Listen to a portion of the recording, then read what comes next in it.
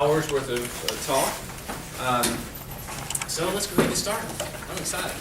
My name is Rob Pack. I'm professor of community behavioral health and associate dean for academic affairs.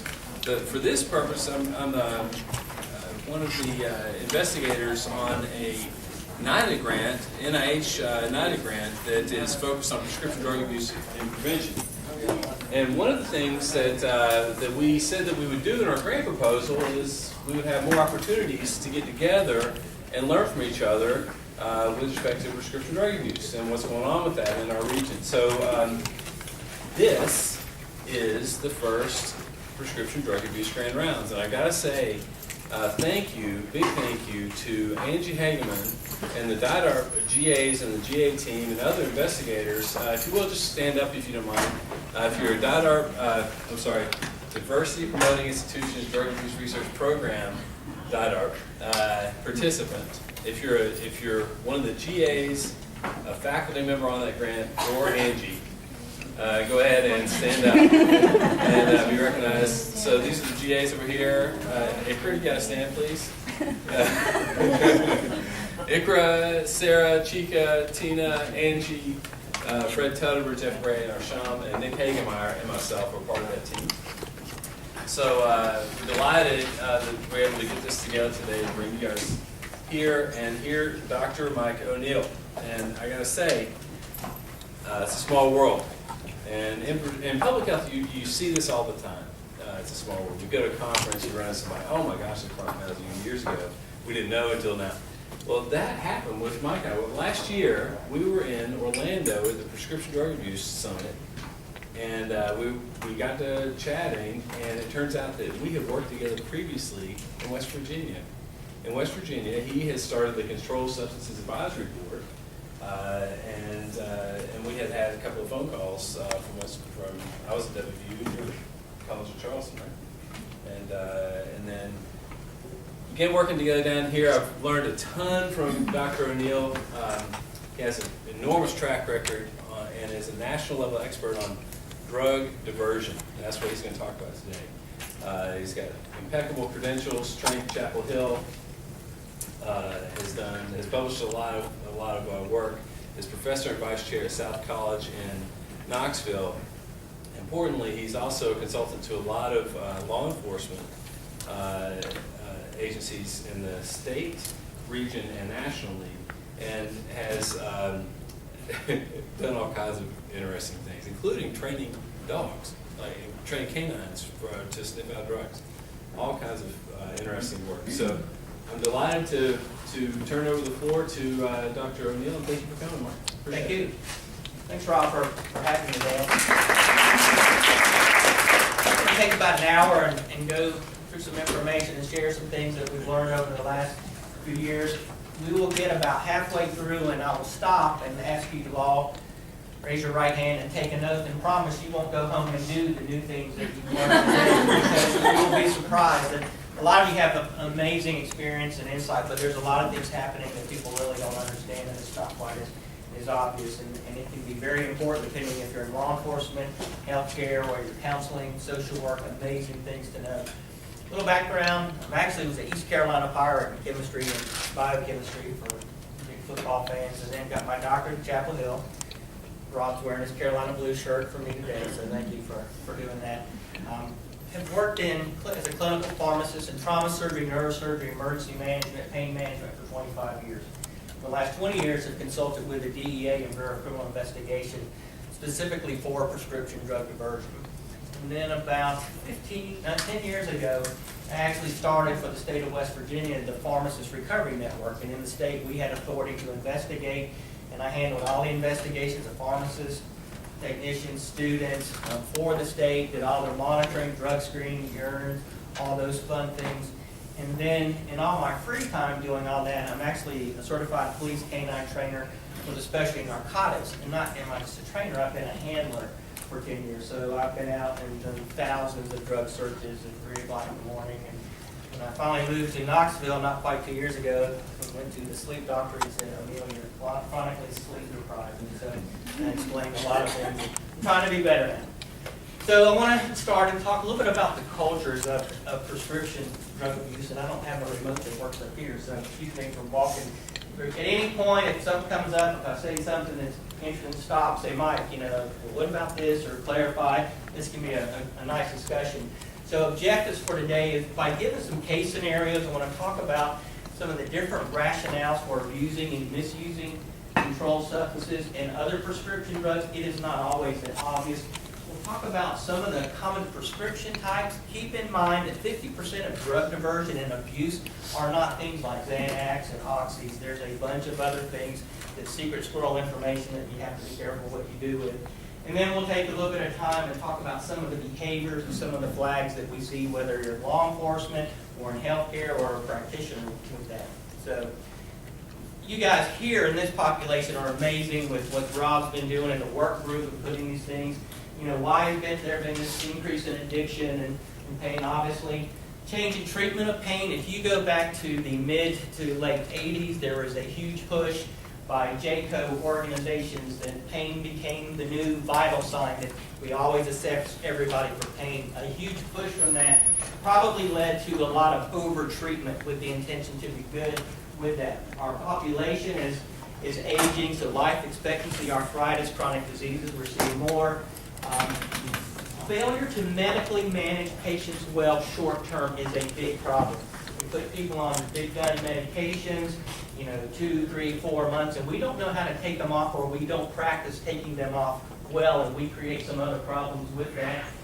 Change in cultural values. The students today, you have them in the classrooms, the entitlement. People think that they should have no pain. Very inappropriate expectations that's culturally driven from that. You'll hear about some of the financial incentives, and it is not always what you think it may be. It can be very deceiving. And obviously, government incentives to not work. Okay, you'll hear me say, I'm a big fly fisher trying to get Rob out once a day. I'm walking these rural streams of East Tennessee. As I'm walking these streams in nowhere, first off, if you want it to work, where is it? Okay, because there's not a lot of industry and jobs. Secondly, if you have a job, how do you get there? Because I see your car sitting up on 4 cinder blocks. And thirdly, if I could go to a doctor and get 120 Lortab for low back pain, 1 prescription a month, and sell it for $1,200 cash, most importantly, tax-free, why wouldn't I? Okay, so we've incentivized a lot of these types of things, and then we've talked about the entitlement for that. This is one of my favorite slides ever, just to tell you how advanced and how much we've progressed over the years. Up here, doctors in the prescription drug scandal, they're only part of this problem. We are all part of this problem or cause of this in some way. And it talks about how some of these shortcut ethics and profit or whatever. The hallmark of this great cover on Life magazine, for those of you that are old enough to remember Life, is this is the cover of the journal in 1966. Okay. We have just really made light years of progress, right? So, important things to think about. What I'm going to do is now transition and talk a little bit about the different cultures around addiction, abuse, and drug diversion. What is key to understand about cultures, it's not what the drugs are, it's not how they are used, it is about intent. What is an individual's intent of the drug? If you don't understand this with your patients when you're doing social work or you're doing counseling, and if you don't understand this as a practitioner, you'll see that you will be very frustrated about changing outcomes with this. So what I'm going to do is take a little bit of time and go through these 4 different major cultures and talk about those. And in each of those, share some case-based type of things and how I learned about some of these things and how people have taught me, and I continue to learn about this. If you said, Mike, if you had to pick one reason that we're in this epidemic of prescription drug overdoses, what would it be? If I could only pick one as being the most common, it is probably the sharing culture. The sharing culture is a concept of intent to help. The intent of a sharing culture is someone who is trying to help you. Very, very common. Scenario is this. Not long ago, I was doing a talk. I had 100 dentists in a room at a national meeting, and they were there with their wives. And I started about 10 minutes into this talk, and I'm not a very good speaker, but at 10 minutes, a woman was crying, okay? So at the break, she came up, and I said, ma'am, are you okay? And she goes, well, Dr. ONeill, what you're saying about sharing is caring.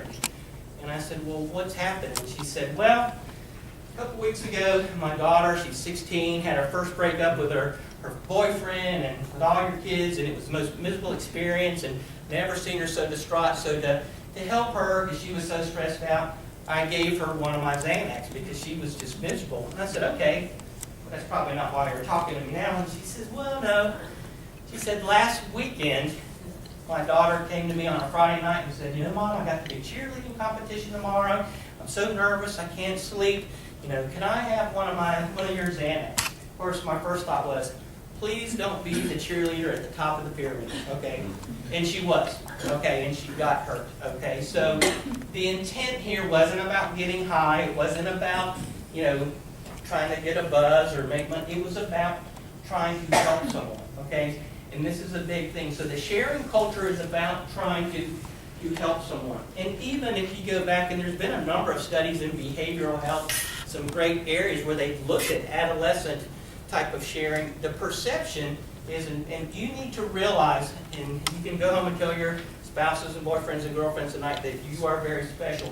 You need to understand, and I understand what the state pays and salaries and that sort of thing, but with your education, everyone in this room, and your financial income, you are in the top 10% of the world, okay? Knowledge and financially. So you think the average is day-to-day, what's relative to you? It's not. You're in the top 10%. Some of you, like Robbie's, probably the top 1%. It's like independently wealthy or something. All those motorcycles and things.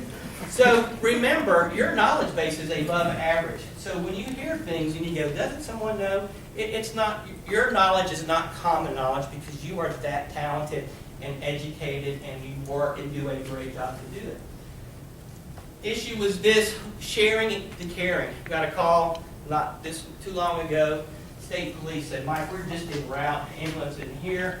We have a 3-year-old child that we're worried having a problem. He said, okay, what's going on?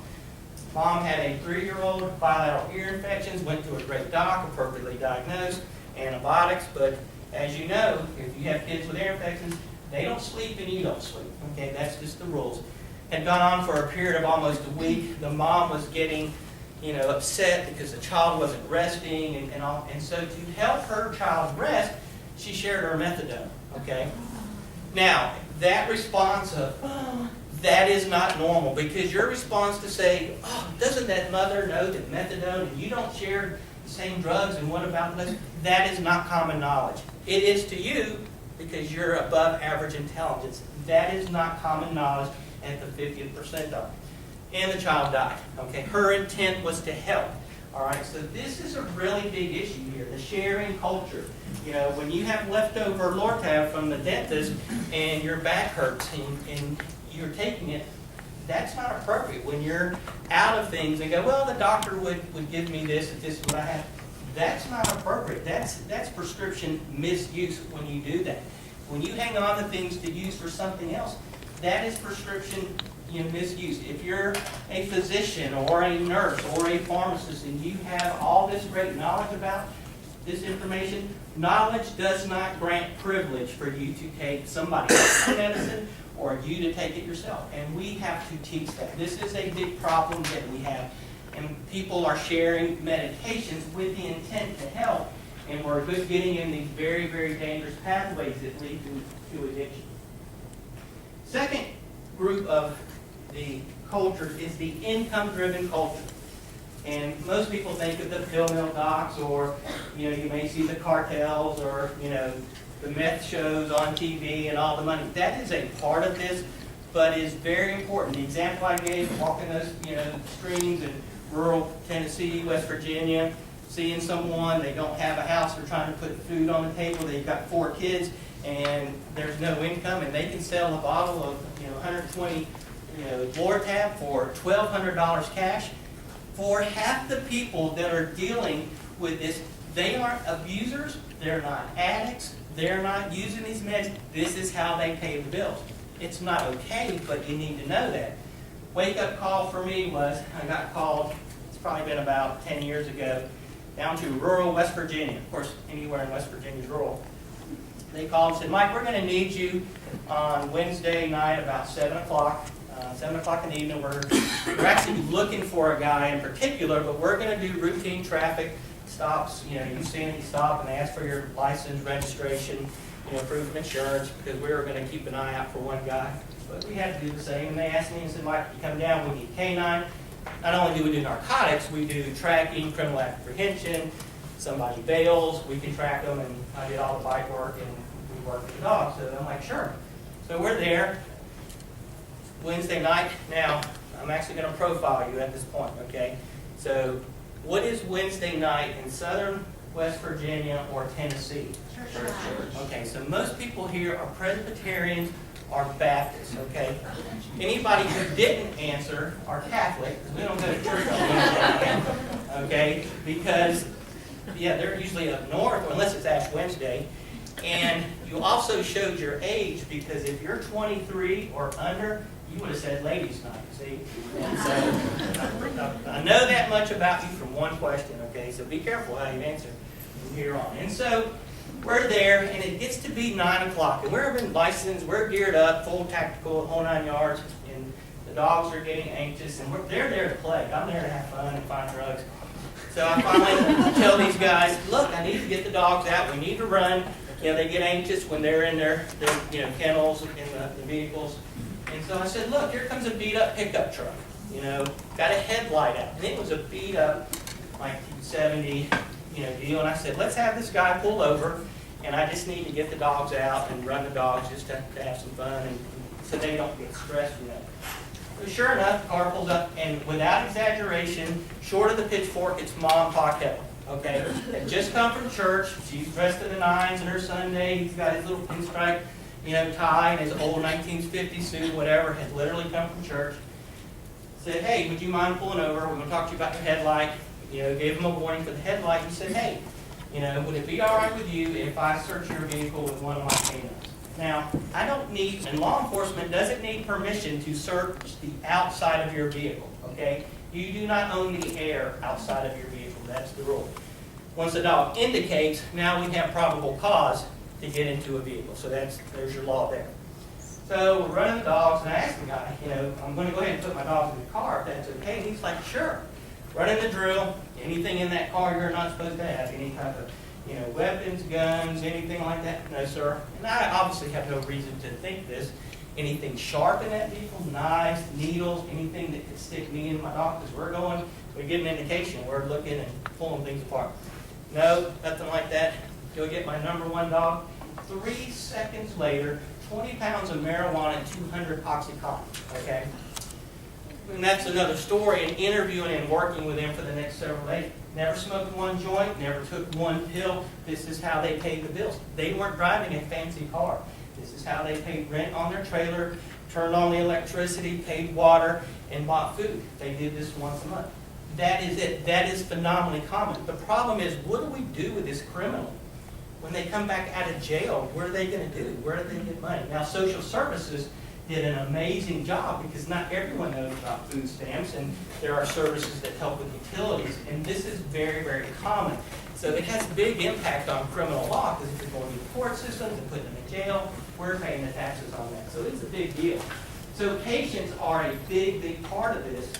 The individual patients, you know, that is the major component of income, and lots of times we see combinations of cultures. The practitioners, the pill mills, you know about this. There are a handful of doctors. It is about greed. I've seen amazing doctors. When you hear people talk about the green-eyed monster of greed, and you go, what does that mean? When they turn the color of her sweatshirt that green, it's pretty amazing to see powerful people do this, and I've seen it. So that's a big issue for that. Pharmacist, if you're a pharmacist and all you do is lick, stick, and pour, and you're not reviewing MARs and looking at drug interactions and counseling your patient, you are a pill mill, period. I mean, if all you do is lick, stick, and pour, you're not a pharmacist, you're a technician. Okay, we don't need pharmacists to do that. And we can see that, and there are pharmacies, and I've actually been involved in a number of cases where we've investigated pharmacies, because that's all they did. If they know that someone's an addict, and they're knowingly dispensing those drugs, and in spite of that, that they're part of the problem. What's interesting in these realms, even with the income-driven, is we do have the cartels within a meeting with a colleague 2 weeks ago, and in the small area of West Virginia, in the Beckley area, in the last year, 8 different types of gangs have moved in, including the Crips. They are already here, okay? You don't see them yet, but they are here, and we haven't begun to see the effects of gangs, and we will. So that's the income-driven culture. The substance abuse groups, this is what most people know, especially if you're in counseling, you get referrals from schools of the events that happen. This is probably the most common. 2 different groups. First group is the experimenters. Got this out of the medicine cabinet, brought this to school today. What does this do? We're curious. This is your peer. Try this, do this. Problem is, if you experiment and you like it, and you intentionally start doing that on a regular basis, now you become a mood modifier. Okay, so you're now intentionally selecting specific drugs to change this. This is probably the number one reason we end up with patients with the disease of addiction is self-medication. So mood modifiers can be fun and experimental, but an even larger group is doing this because they're depressed, they're trying to control their pain, they have anxiety, they have coping issues, and so instead of sending people to good counselors and therapy, they're medicating themselves with this. And so the mood modifiers quickly become the big issue that now, by self-medication, go down this path and they become physiologically dependent, don't know how to get off that, and then they become addicted by continued abuse and misuse from it. So very, very large culture. The fourth culture is the addiction culture. This is what we hear about. This is the disease of addiction. There's different groups in this. The active addicts or alcoholics, when we talk about prescription drugs, the addicts, are the ones that their number one goal is to get to the next high. Okay, go back to common sense. In this group, all appropriate judgment, if you have the disease of active addiction while you're an active addict, judgment is impaired, and we know this physiologically. So the active addicts are currently using, and all their goal is to get to the next high. It doesn't matter, they have a 2-year-old, 3-year-old, daycare, food, judgment is impaired, and that becomes a big issue. There is a population, and we'll talk about this in a minute, called the bridging population. Interesting enough, I wrote an article for Medscape. Medscape is one of the largest internet medical information sites, and I got blasted talking about bridging because the old docs, old school people who did medication for administration for opioid therapy thought that I was confused on an old term. Bridging is a phenomenon now that it used to be when, if you were a heroin addict and now you need to be put on methadone or now you're going to be put on Suboxone. Bridging is how we handle those medications until we got you on your new drugs. Bridging is now, in the community, is what patients do to minimize their withdrawal until they get to their drugs of choice. And we'll talk about some of these types of agents in just a minute. Then we have addicts that are in recovery, meaning that are not in maintenance therapy, they're not in an opioid maintenance program, they're not on naltrexone or whatever that may be. They're in the abstinence, and then we have those that are in maintenance programs. So various groups. What we do know is, once again, the largest group that ends up from addiction is this group. Where does this group come from?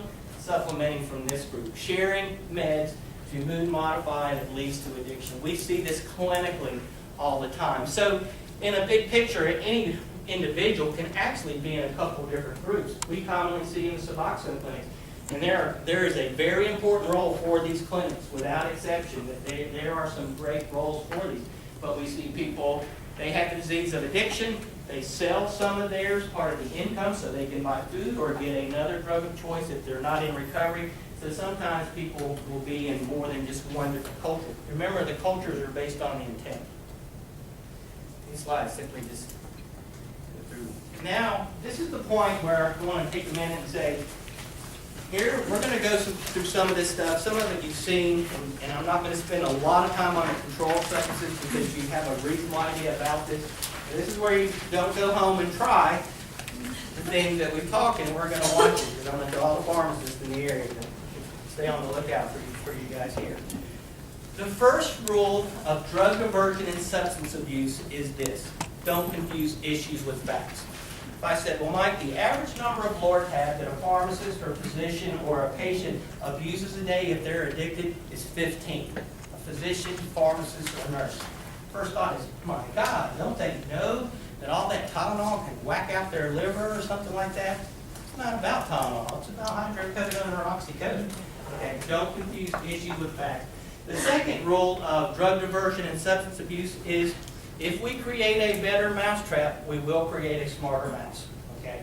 And we've seen it. Meth is the perfect example of what actually happens when we do all these great things. Even the new Sudafed is supposed to be tamper-proof. It's proof. I mean, it's already been broke. The oxys and opanas that are tamper-resistant, no, they're not. I mean, we've already figured out how to do that. It just takes a little bit of ice, a little bit of a microwave, dissolve it, no big deal. Why are people doing some of the things quick and dirty about this? First off, a lot of the drugs we're going to talk about have additive type effects. So if we have drug A and we add it to drug B, we get drug C. If A has the effect of one level of sedation or euphoria, and drug B has a level of one or sedation, we add them together, we get two. Some of these drugs enhance the effects of others. So the sedation, one may be one and one may be one, but when we add them together, we get four. So it's very common for sedation, euphoria, and dissociation. Now remember, when you think about this, there is a huge issue in healthcare that we tend to place how drugs make us feel on the same feelings as someone else. So if I tell you, when I had my shoulder surgery and I was really hurt and they gave me Lortab, it really made me feel dissociated, and I hated that. For every person like me that doesn't like that, I can show you one who wants to be dissociated. Okay, that is very, very common. So what you don't like about a medicine, and those psychiatric type of feelings or cognitive feelings, there are people who are looking for that. They don't have money, they lost their job, lost their spouses, bad things happen, and they don't want to be in touch with reality. So that's pretty common. A lot of what you're going to see being abused is actually to treat side effects of other drugs they're abusing. And so there are a lot of flag drugs we'll talk about that may do that. So there's itching. Sometimes when people are injecting heroin, you'll see a lot of this. They get this horrible itching. Well, there's drugs that are abused at the same time to minimize the itching and things like that. There's a lot of other things that happen, and we'll go through these. Nausea and vomiting. Okay, we see this frequently. Erectile dysfunction. Big problem for, if someone has the disease of opiate addiction and they're male, very commonly, it's not unusual, long-term opiate addicts, specifically male, have issues with erectile dysfunction. Women can have issues with orgasm, and these drugs can help. So these drugs can be flags that we'll use and talk about those. And then the other issue is we're using drugs. People are using these drugs to treat underlying diseases that are caused by drugs they're actually abusing, and I'll give you some examples. So incentives of what people are doing, sometimes they're co-medications that are flags for other things. Here's a question I get asked probably about once a month, and it's usually a school system says, every time we caught Johnny and he's in 10th grade, and people crush this stuff up and they put it up their nose. Why does everything get put up people's nose? I mean, what's the deal with that? They're afraid of needles. Here's the real deal, okay? We have 100 milligrams of drug X. Okay, as a rule of thumb, for any drug, two characteristics that increase the risk of addiction is if we can get that drug in the brain very fast, and if we can get it there in very high concentrations, then we really enhance what the danger of this drug is. So we have 100 milligrams of drug X, and we'll assume that it's a drug of abuse. And if I take that drug and I swallow it, it then has to go through my stomach, and most drugs can make it through the stomach pretty good. And then it has to go into the intestines. And based on the type of drug it is and what I may have or have not eaten, then maybe only 80 of that 100 milligrams gets absorbed in the intestine, and then it goes to the liver. All the blood flow, for the most part, goes through the liver, and then the liver may take out, depending on the drug, another 10 milligrams. So now after I swallow the pill, 30 milligrams got taken out by the intestines in the liver. Now I've got 70 milligrams in the venous system. Well, now as that drug is being pumped into the venous system back to the heart, it's actually being diluted by the blood system. So it's being diluted, coming back to the heart. Once it comes back to the heart, it's being diluted. It goes from the heart to the lungs. From the lungs, it goes back to the heart. And then from the heart, it then goes to the brain. Remember, we need to get it in the brain to make us feel good and all those great things. So that's what happens. Now, if I take that same drug, 100 milligrams, crush it up, and put it in a solvent, water, whatever it may be, draw it up in a syringe, I now have put 100 milligrams right into the venous system. So that's 70 milligrams or 30 that I lost from the intestines and the liver. That doesn't happen. I bypass it. So people, that's why they're shooting up. But still, it goes into the venous system. It starts being diluted. As it's heading back to the venous system, it goes to the heart. From the heart, it goes to the lungs. From the lungs, it then has to go back to the heart and then up to the brain or down the rest of the body to work. So now, when we take a drug like cocaine and we crush it up in a powder and we snort it, we actually, depending on the type of drug that it is, or drug X, is we have high capillary flow through the nasal system. Depending on the drug, we can get very close concentrations of the blood capillary-wise in the venous system. It's not too far different than IV. It just depends on what the drug is.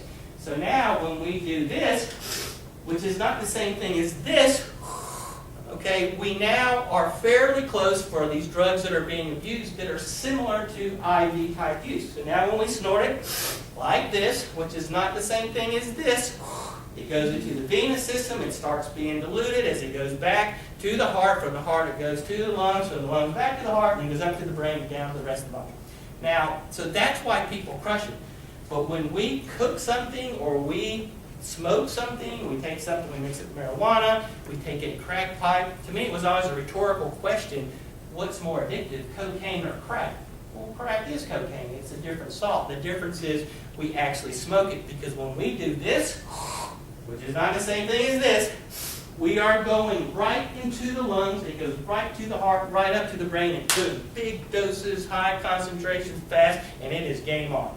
And that's why people die, because huge doses of these medicines very quickly.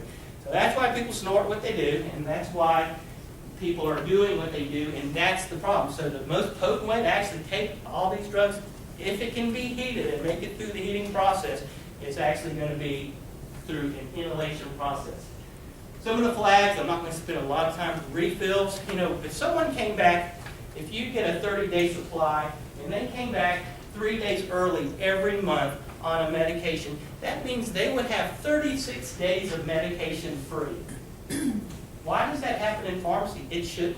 I mean, insurance, we need to be a lot better.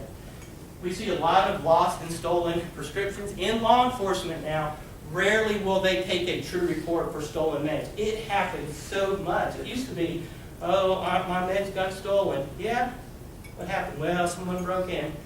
File a police report. It happens. It actually does happen so much now, and you don't know who to believe. They don't even take the reports because they don't have the time.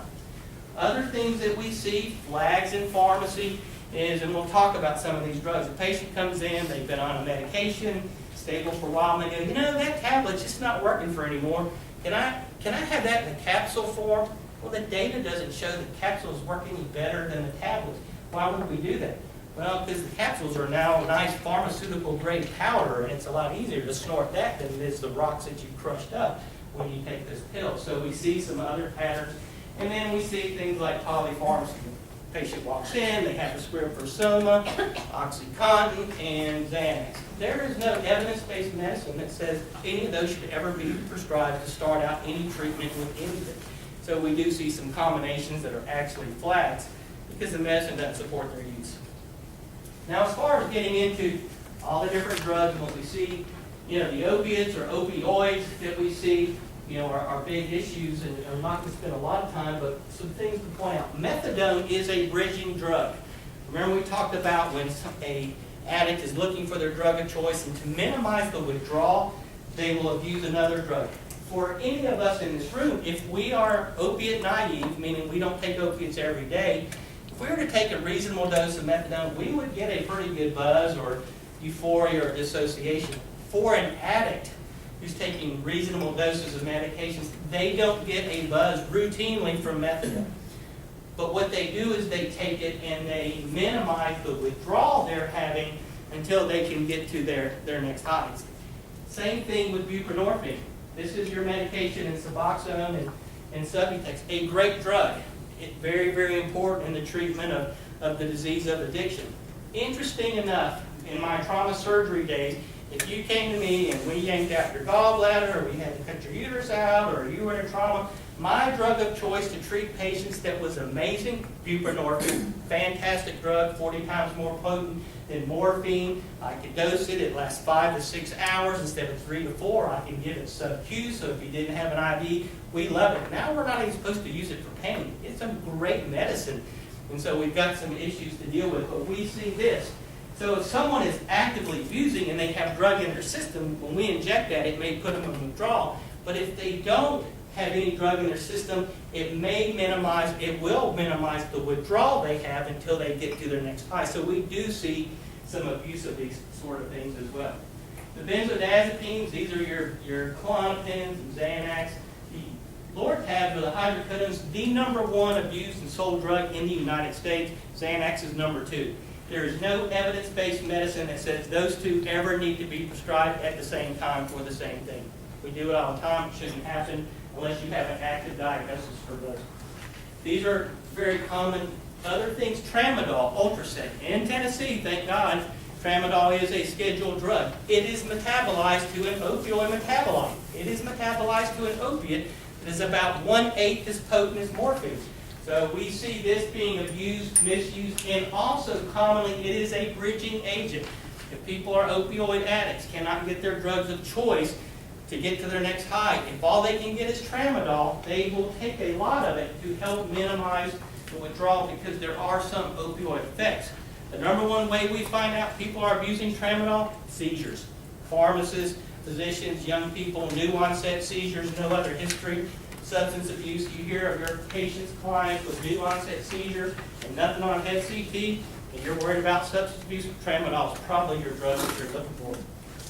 The stimulants, most of you are familiar with these. This is Ritalin, Adderall, and Amphetamine. These agents in colleges, including this college right here, they are called valedictorian crack. Okay. Next to alcohol, this drug is the #1 prescription drug being used on college campuses, pharmacy schools, med schools, across the board. It is absurd what we actually see. We actually see these being used quite frequently on college campuses for the stimulant affects the study. And you know, if I told you that these things work, then you might go home and even do more, but they actually do that. What we often see though now is why is someone who has opioid addiction, why are they using these? Because when they're starting to push high doses to get the euphoria, they also start getting the sedation. So they take these drugs to help them stay awake while they enjoy the euphoria. Okay, so we start seeing some combination types of effects. Sudafed by itself, okay, when someone's buying boxes of Sudafed here, we think meth. Actually, Sudafed's a pretty good stimulant. You know, you're having a long day and you didn't sleep well. Try taking a 120 milligram tablet of Sudafed. I know a lot of people do. We see a lot of abuse of this. Someone who's in recovery from amphetamine addiction, we don't let them take Sudafed because it is a precursor for these types of products that we actually see. Now, if I said to you, or you asked me and said, Mike, of all the drugs you've been out there and you've seen, what drugs would you ever not really want to have to take other than chemotherapy like that? The class of drugs would be the antipsychotics. Phenomenally important medicine. They do great things and stabilize many lives. Definitely important. Drugs like Seroquel, Haldol, Risperdal, but side effect wise, they are not nice drugs. Okay, and the reason I would want to take them is because of their side effect profile. These are now 2 of the most common drugs we're seeing abused on the street. Seroquel, what is it used for?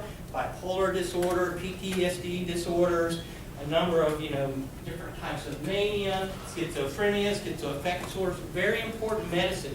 High level of abuse. So when your patients are running out of Seroquel early, Cogentin is actually a medicine that helps to minimize the side effect profile of these drugs. Haldol is not a nice drug. Very important. We need it clinically. It works great, but we can get some nasty problems with it. But we are seeing these agents being used on a regular basis, and I'll go down why in just a minute. Muscle relaxants, Flexeril, okay, also known as mellow yellow, depending on where you're using it, how you get it, not the drink that we thought of. Kids come home and say, oh, we had some mellow yellow in school. It didn't come in a can, okay? It's actually maybe a pill, so be careful. Scalaxin, Robaxin, these sort of medicines, muscle relaxants, high issue with abuse. Very commonly, we're seeing this being a problem. Anticonvulsants, okay, we call them anticonvulsants. Neurontin. Neurontin, one of my favorite meds ever. It has revolutionized pain management. Neuropathic pain, fantastic drug, and it works for many people. It has antidepressant qualities. It's an anxiolytic.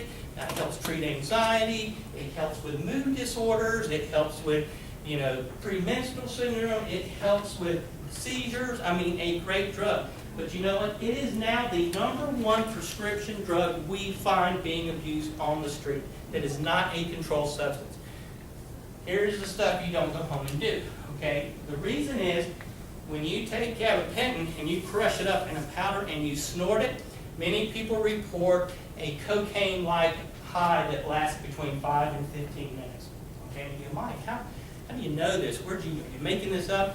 No, because we worked one day in West Virginia. I got 2 calls the same day from 2 different prison systems, and that's where we found it. They were like, "Oh, I can't take opiates. Can I have that Neurontin?" And so everyone's glad to prescribe it because it's a safe drug, and it works very well.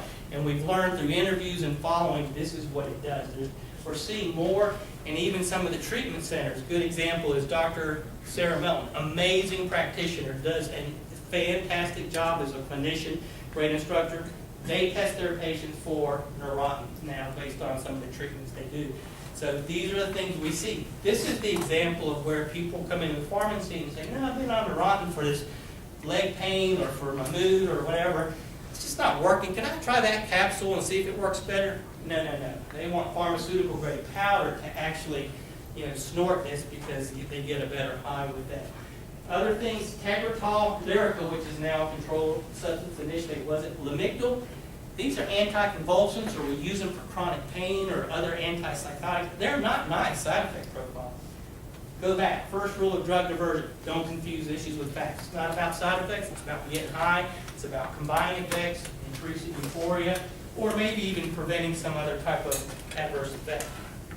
Now here's some cool stuff that most people don't see and really know about it. If I told you, if we did a traffic stop and we came up and searched and someone had a bottle and and it's not the prescription bottle from the doctor, and we talked about how do you interview patients with prescriptions, but they've got 30, 40 Zoloft, or they've got Paxil or Cymbalta. Important to remember, don't go home and take these things, because even just to try them, because if you can take 3, 4, or 5, or 6, or even with the beer, they just make you throw up, so don't waste your time. So the question is, why do we see these being abused? Here's the deal.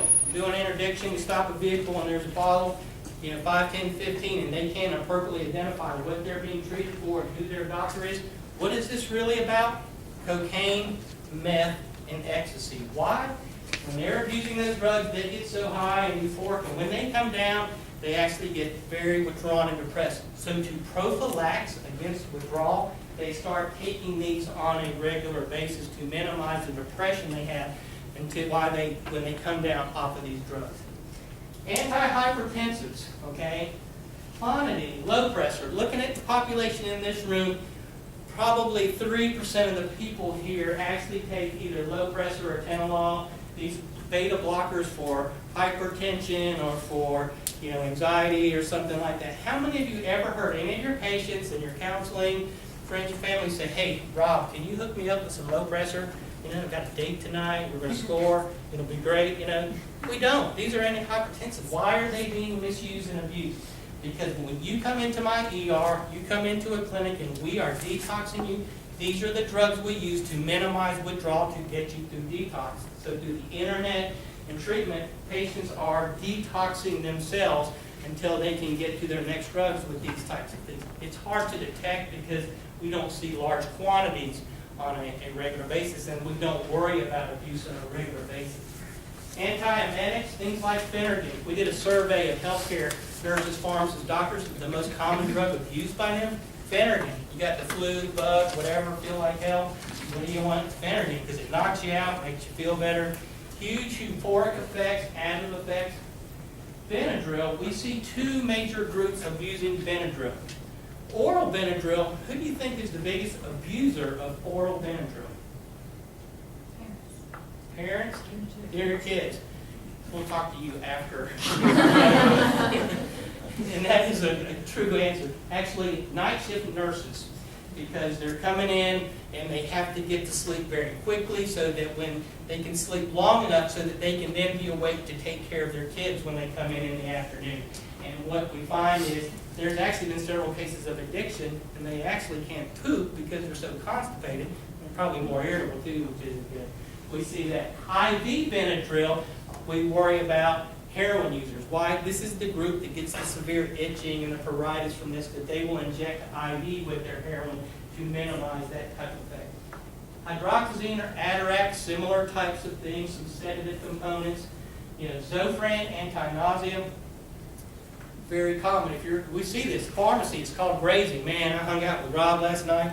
We got trash. I got to work today, so now I can almost keep my breakfast down. I'll just help myself to Zofran. That's called grazing. It's illegal, very, very common. But let's back up a second. We talked about the antipsychotics. We talked about the anti-convulsants. We talked about the muscle relaxants. What is that? Why do people do that? If I said to you, it's very easy. You all already know the answer. If I said, with your knowledge base, what is the side effect profile? If you looked up on your smartphones or dumb phones or wherever it is or in the book and said, what is the side effect profile for antipsychotics? May cause sedation, may cause dissociation, may cause discoordination, may make you feel goofy. It'll be there for every one of them. In the next column, write down the side effect profile for anticonvulsants. Neurotins, Lyrica, may cause change in mental status, may cause dissociation, may cause discoordination, may make you feel goofy. What do you think the side effect profile is for skeletal muscle relaxants? May cause sedation, may cause dissociation, may cause discoordination, may make you feel goofy. In the fourth column, what is the side effect profile for alcohol? May cause sedation, dissociation, may make you feel goofy, coordinate. That is why. It is not rocket science. The first intern in pharmacy I ever investigated was a gal, Amy. I'll never forget. A great gal. And she was taking a number of these things, and I said, Amy, why did you do this? And she said, my cute petite gal, she goes, it's easy. It's spring, bathing suit season's coming up. It's the Miller Lite commercial. Less filling, tastes great. There are no calories in these compared to a 6-pack of beer. She was self-medicating with these because of similar effects, and there were less calories. So it's a really important marketing point if you're going to get into this. The sex enhancers, this is really important. We see this a lot. The Viagra, Cialis. Viagra and Cialis are the #1 and #2 counterfeit drugs in the world, by far, okay? And when we find these things, there are some real important things to think about. So here's the question. We're doing interdiction stop. We do a stop on a highway or a street or whatever, and we get into a car, and we find a bottle, and it has 20 or 30 Viagra pills in it, okay?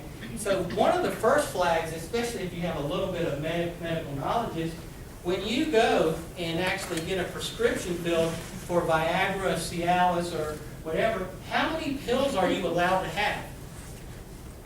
See, Jeff does this because he doesn't want anyone to hear that he knows, oh, you're a pharmacist, so you know this, right? Usually people don't answer because they go, if I answer that, they're going to think I take Viagra, so they won't answer. And he's right, usually 4 to 6. So why would someone have 30 of those? Insurance doesn't pay and they cost a lot, so why is that? And so for those of you who aren't familiar with these products, the deal is if you're a guy and you take one of these tablets, it's not like all of a sudden you're out here, and if you take 2 tablets, you're out here, and if you take 3 tablets, you're on the floor. They don't work that way. So what is the real issue when we find these? Cocaine, meth, and oxy, it's time to call Canine. That's what we're really looking for. Or if we suspect a counterfeit, we make a lot more cases on the counterfeit side. Why? Methamphetamine, cocaine, with their great simulated effects and stimulatory effects and all the euphoric effects. And what's really great is that ecstasy is one of the big ones, which is the big love drug. So everyone's feeling all warm and great and wants to hug and make love. Frequently, men can't have an erection, and women frequently can't have orgasm because of some of the unexpected side effects of these drugs. So when we find these, this is what we're actually looking for. Coke, meth, oxy, those sort of things. Long-term opiates can cause this effect, and so we see this being a problem. So this is one of the flag drugs that we actually talk about. Testosterone products are big out there. Not just, you see all the commercials. We clearly overtreat low T. It is a phenomenon. It does exist, but most people don't need it. We do see a lot of bodybuilders, and we see that's male and female actually do this. Here's an interesting thing when we make a stop. So here's the deal. Rob's out there on his motorcycle, you know, riding down there, and we pull Rob. So why would someone like Rob, he's big, strapping, muscular guy on these big bikes, why would I worry about finding tamoxifen? We give this to women who have estrogen receptors, and we're treating breast cancer. So I stopped Rob, and he's got a bottle of tamoxifen. He doesn't have a legitimate prescription. What is that about? He's a testosterone abuser. He's abusing steroids. And what people don't realize, and this is an important note for the women, when you're taking all this testosterone, it actually causes gynecomastia or big boobs in guys. And so women, if you don't have big boobs, don't go home and do this. It doesn't work the same way for women. But for the men, they now have to take this drug while they're trying to bulk up to prevent the boob effect from the testosterone. So we see a lot of these drugs, and they're costly drugs, so don't go home and start taking them. Over-the-counter products, two main things. One is, if you ask the pharmacist, if I pulled my esteemed colleague, Dr. Gray, up here and said, if you can name one drug that you ever learned in pharmacy school that causes more predictable drug interactions in the world, what would it be? Tagamet or cimetidine, the drug we use for upset stomach or reflux. You buy it, just when you thought it was safe to go back in the Dollar General, you can buy this there. It has the most predictable side effect profile for drug interactions that we have ever seen, yet it's still on the market. So what happens when I stop someone or we stop someone and they have a couple extra boxes? Oh, you must have an upset stomach. No. What the issue is it actually inhibits the metabolism of a lot of drugs, including alcohol. So people go, I've had, after these training sessions, I've had people come up and you go, I've gone to my mom's house every Sunday night and she always fixes a big spaghetti dinner and she makes this big homemade sauce. And I always take Tagamet. And I always wonder why I get a buzz after one glass of wine, but that doesn't happen any other time. It's because of this. So the Tagamet interferes for many people reasonably, predictably, with